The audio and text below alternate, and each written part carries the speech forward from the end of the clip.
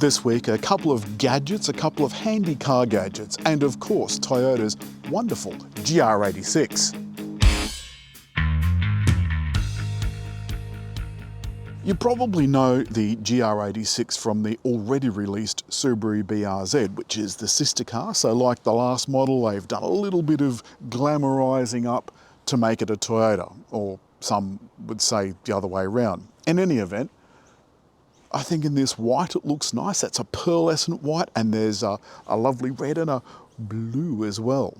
And in fact, when this first came out, it looked to some like it was just a heavy makeover of the previous model, but it's all brand new. It's a new 2.4 litre engine with 174 kilowatts, still a flat four, so a Subaru engine.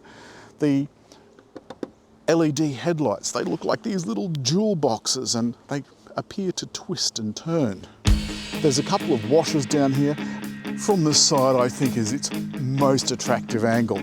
There's a vent here at the front to direct air over the wheels. At the bottom, look at the bottom of the skirt, how it flares out. And again, allegedly all for airflow. And it gives the body this really deeply sculpted shape, which you can only see in some lights, like this one, for example. The spoked alloy wheels have this kind of They can easily have made this a little bit more useful. Let me show you what I mean. The headlights and taillights are hugely different from the previous model, just out of interest.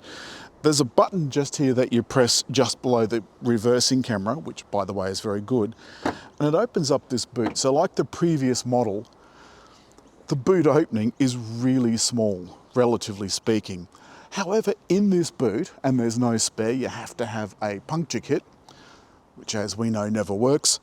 You get 4 wheels in here for a track day. So you put the seats down and apparently it can fit 4 track day wheels in. So you take your wheels off, put them at the track, put the track wheels on, drive around the track, take them off, put them back in the boot, put your wheels back on and drive home. Frankly, I'd rather stay at home with a gin and tonic. The inside of this is very compact. There's not a lot of room, so there's not a lot of space to put gadgets and stuff. There is an electronic dash. There's no head-up display. The glove box here, by the way, that is where the 12-volt outlet is for my Navman.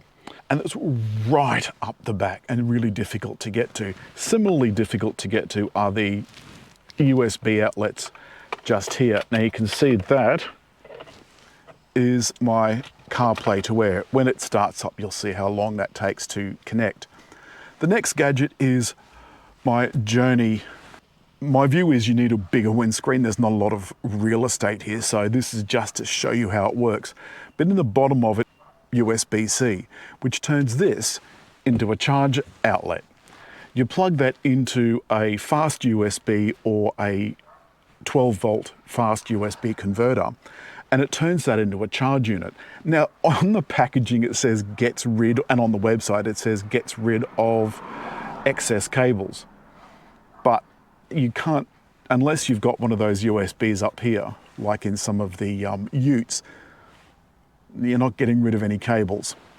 And this little unit here also has a bit that fits into vents, but you see if I fit that in there, in this case, it's going to be down over the screen, so not much good to me. So I'm not going to use that in this case, but you know, it is a great thing and it's perfect if you do want to go on a long trip especially. All right, so this is a manual. It comes on also in a 6-speed auto, and as I said outside, they're the same price. This top GTS model is around 45,000 and some change. You press the GR button, the car springs into life. So let me just turn the volume down. Alrighty. Put that onto auto. One thing I noticed about this infotainment screen, big as it is quite sort of slow to respond. You'll notice in a moment my Apple CarPlay will come up once it recognizes the CarPlay to Air. Now, I've read a couple of reviews online of the CarPlay to Air, and frankly, it wasn't all that brilliant. There it is. Once it comes up, it changes to the CarPlay to Air screen. once it connects to wireless CarPlay, it's then draining your phone. So it's horses for courses. I probably wouldn't use this all the time. All right, to our zippy little 86. It's got a flopsy-dopsy indicator. It's one of those kind of like the old BMW ones that used to flick down and then it flicks back up. All right. Whoops. Right gear, Alan. But it feels plenty nippy.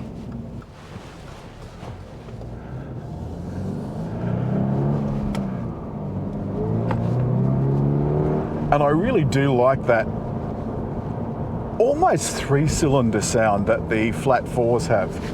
It's sort of this funny little rasp. I wanted to show you this. Some of the radio station lists are missing. There's nothing on SBS, ABC, and I pressed update a couple of times.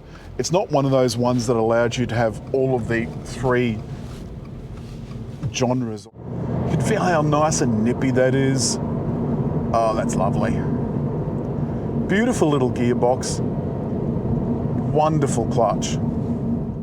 There is a little gear indicator on the dashboard, but it's a little bit behind. So if I go up to 5, it's just changed now. So then we get onto the cabin.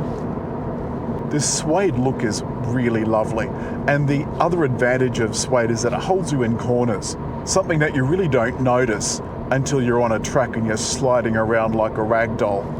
But all of the adjustment is electric and you can't tilt the seat. You can raise it, but you can't tilt it. But the driving position is fantastic. As it always has been for 86s, it's very low, very low. Now we've had a couple of hot hatches in the last few weeks. The GR Corolla, which of course threw a clutch, and the Honda Type R. Both of those are probably 30,000 more expensive than this. So it makes for a hard comparison. One might argue that they are better value for money, even though they cost a lot more, because the Honda at 72,600, or is it 72,300 drive away, has all the safety gadgets and gizmos, plus it has proper back seats. Oh, you're in the car again. Yeah. Yeah, it was... No, it's all right. I can't hear you like last time. Oh, okay. I'll talk to you in about 3 minutes. So you can see the problem now that there's no storage space. There are no little bins. There are bottle and can holders in the doors, but the cup holders are back here, and that's your only storage. So there's a tiny glove box, but nowhere to put knickknacks, nowhere to put a phone, which is why I was talking about that phone gadget before. Now, what I will do is see if the phone's any clearer plugged in. Wow, that connected to CarPlay really fast. That was remarkably fast. So let's just see what happens. Hi, Alan speaking. Well, there you go. I just had a phone call, which of course I didn't want to put on the screen, using the cord, and it was really clear. So it is entirely possible that that CarPlay to Air is not actually much good for calls. Great for connecting your phone and music and so forth, but it seems that the calls might be a bit dodgy. I think the joy about it, as they said on AbFab, a nippy yippy biscuit tin, is that it is just so perky and so much fun and so joyous.